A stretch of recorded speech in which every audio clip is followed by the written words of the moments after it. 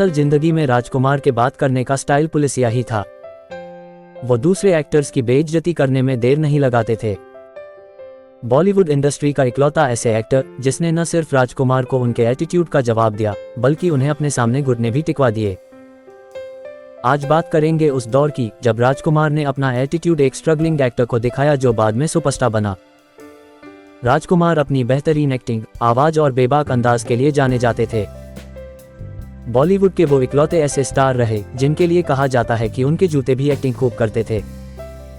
राजकुमार की dialogue delivery ऐसी होती थी कि दर्शक खूब तालियां पीटते थे। राज साहब पर्दे पर जितने बेबाक थे उतने ही असल जिंदगी में मुनहफट भी थे। यही वजह थी कि इंडस्ट्री में लोग उन्हें कम ही पसंद करते थे। लेकिन क्या आप जानते हैं कि एक नए नवेले एक्टर ने उनके हेकड़ी 2 सेकंड में निकाल कर रख दी थी और अक्खड़ एक्टर सिर्फ मुंह ही ताकते रह गए थे। असल जिंदगी में राजकुमार के बात करने का स्टाइल पुलिसिया ही था। वो दूसरे एक्टर्स की बेइज्जती करने में देर नहीं लगाते थे। बॉलीवुड इंडस्ट्री का इकलौता ऐसे एक्टर जिसने न सिर्फ राजकुमार को उनके एटीट्यूड का जवाब दिया बल्कि उन्हें अपने सामने घुटने भी टिकवा दिए। आज बात करेंगे उस दौर की जब राजकुमार ने अपना एटीट्यूड एक स्ट्रगलिंग एक्टर को दिखाया जो बाद में सुपरस्टार बना। राजकुमार अपनी आदत से मजबूर थे और इस बात को इंडस्ट्री में सब वाकिफ थे। इसलिए कुछ लोग उनसे दूरी बना चुके थे और कुछ दूर से ही राम राम करना पसंद करते थे। मुनहफट एक्टर कब किसको क्या कह दे और किसकी किसके सामने बेइज्जती कर दे ये कोई नहीं जानता था। लेकिन एकमात्र एक्टर जो इंडस्ट्री में नया नया आता उसके जानी को पानी पिला दिया था। ये बात सालों पुरानी है। जिम्मी यानी मिथुन चक्रवर्ती उन दिनों इंडस्ट्री में नए नए आए थे। उन्होंने कुछ फिल्में कर ली थी लेकिन अभी तक वह सुपरहिट नहीं हो पाए थे। उसी दौरान उन्हें एक फिल्म मिली जिसमें लीड एक्टर थे राजकुमार। फिल्म में हेमा मालिनी, पूनम ढिल्लन, स्मिता पाटिल और अमृता सिंह जैसी स्टार्स भी थीं। मिथुन को इस फिल्म में एक छोटा सा किरदार मिला था। किरदार छोटा था लेकिन मिथुन के लिए यह मौका बहुत बड़ा था और इस मौके को भुनाने की वह पूरी कोशिश में थे। मिथुन इस फिल्म की शूटिंग के लिए बहुत एक्साइटेड थे। फिल्म का नाम था गलियों का बादशाह। फिल्म का शेड्यूल फिक्स हुआ और मिथुन शूट के पहले दिन बिल्कुल ही टाइम पर अपने कॉस्ट्यूम्स के साथ पहुंच गए रेडी थे।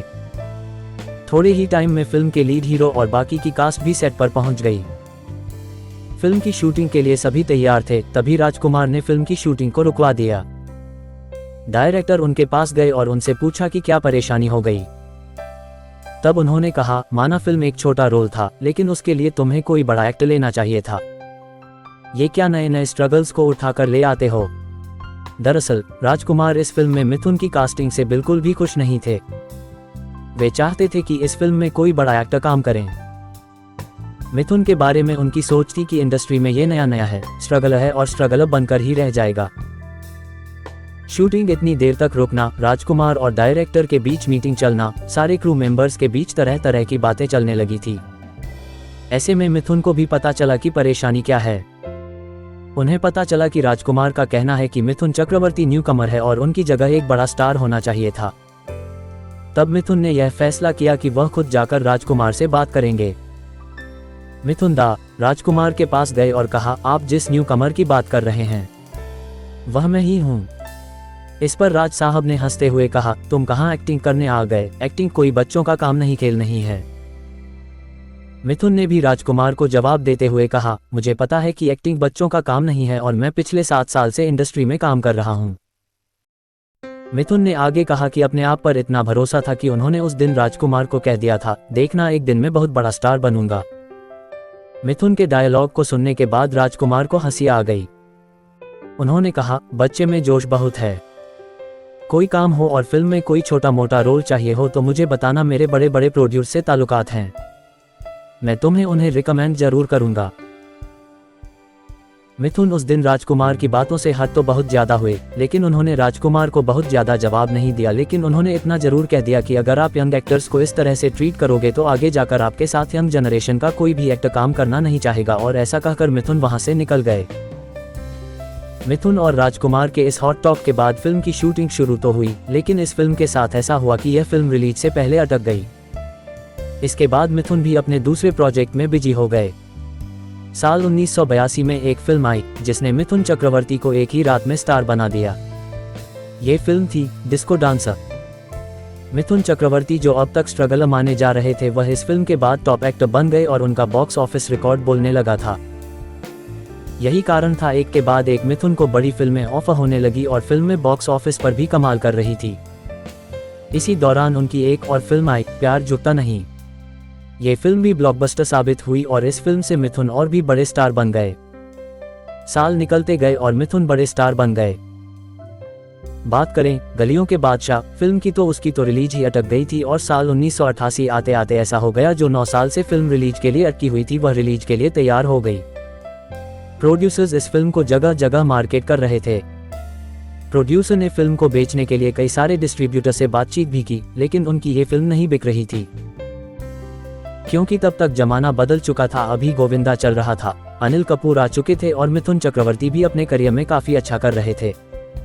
जैकी श्रॉफ आ चुके थे, सनी और संजय दत्त की फिल्मों में नया काम कर रहे थे। ऐसे में कौन राजकुमार की फिल्म खरीदे? ऐसे में प्रोड्यूसर ने अपनी अटकी हुई फिल्म को बेचने के लिए एक दिमाग लगाया।